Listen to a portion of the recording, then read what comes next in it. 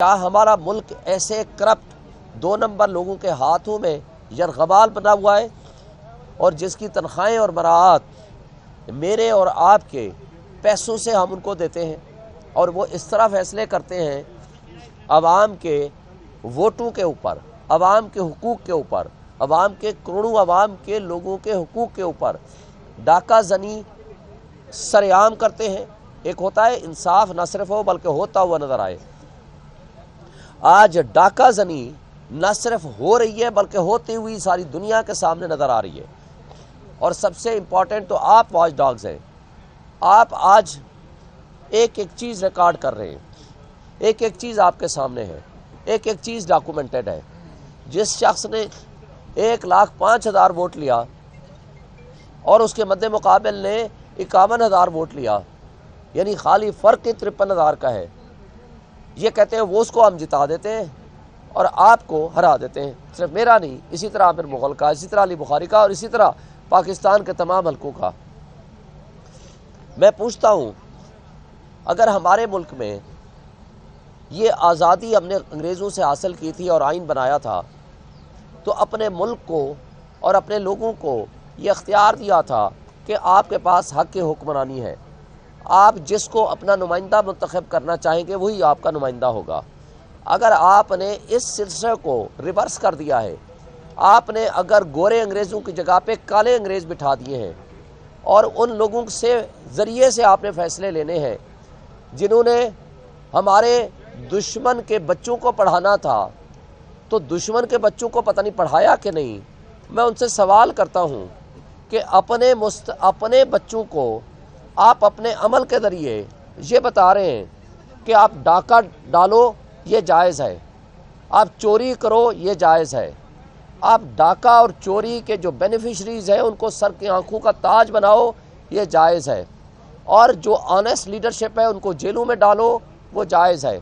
لوگوں کے حقوق جس کو لوگ کہیں کہ ہم اس کو ریجیکٹ کرتے ہیں، آپ کہیں وہی شخص تمہارا ہم بادشاہ بنائیں گے، نمائندہ بنائیں گے، تمہارا منتخب نمائندہ کہلایا جائے گا۔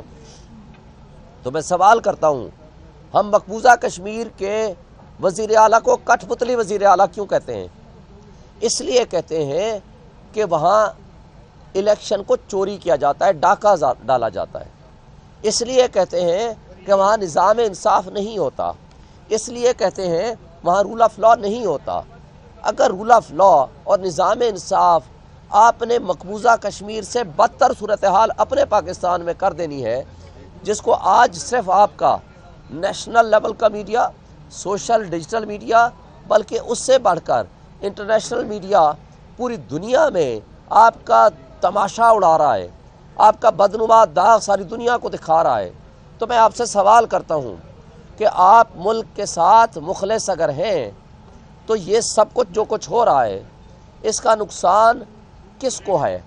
کیا ایک شخص کی دشمنی میں آپ کی آنکھیں اور کان بند ہو چکے ہیں؟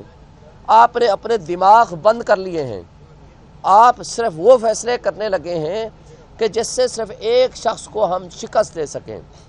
آپ اس ایک شخص کو شکست نہیں دے سکے۔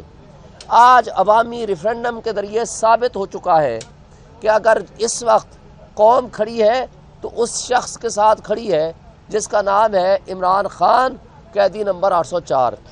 مگر آپ سارے وہ مقتدر ادارے، وہ بونے سیاستدان، وہ الیکشن کمیشن اور وہ بے ضمیر منصف جنہوں نے جیل میں بیٹھ کے وہ فیصلے کیے غلط، غیر آئینی اور غیر قانونی، آج وہ دنیا کے سامنے ننگے ہو چکے ہیں۔ لیکن قوم آج اکٹھی ہے عوامی انقلاب کے لیے۔ اگر آپ نے عوامی انقلاب کا راستہ روکا تو عوام پھر اٹھے گی اور ان لوگوں کو خس و خاشاک کی طرح مٹا دے گی۔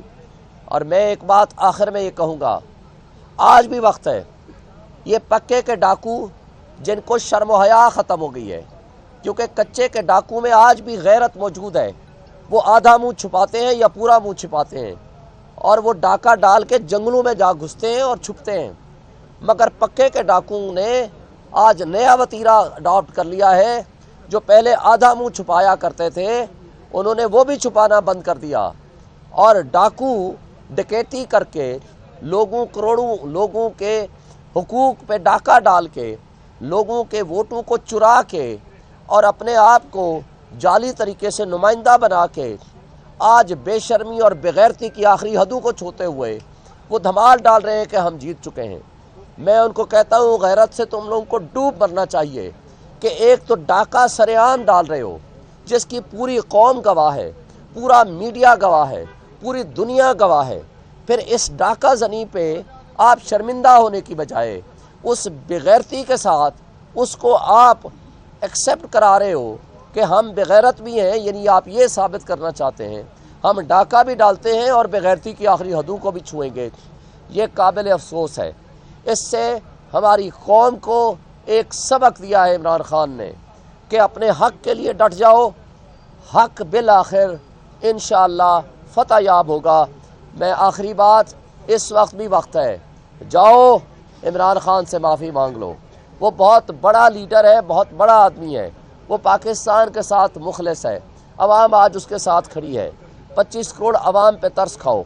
25 کروڑ عوام کا معاشی تباہی آپ نے جو پی ڈی ایم 1 کی صورت میں کی ہے، پی ڈی ایم 2 کی صورت میں اس سے بدتر ہوگی۔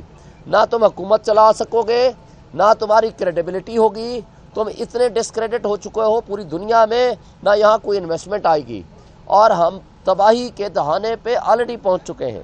اس 25 کروڑ عوام صرف نہیں، ان کے بچوں کے مستقبل کا سوال ہے، کیونکہ یہ ملک میرا آپ کا ہے، ہمارے 25 کروڑ عوام کا ہے، اس کی حفاظت بھی ہم نے کرنی ہے۔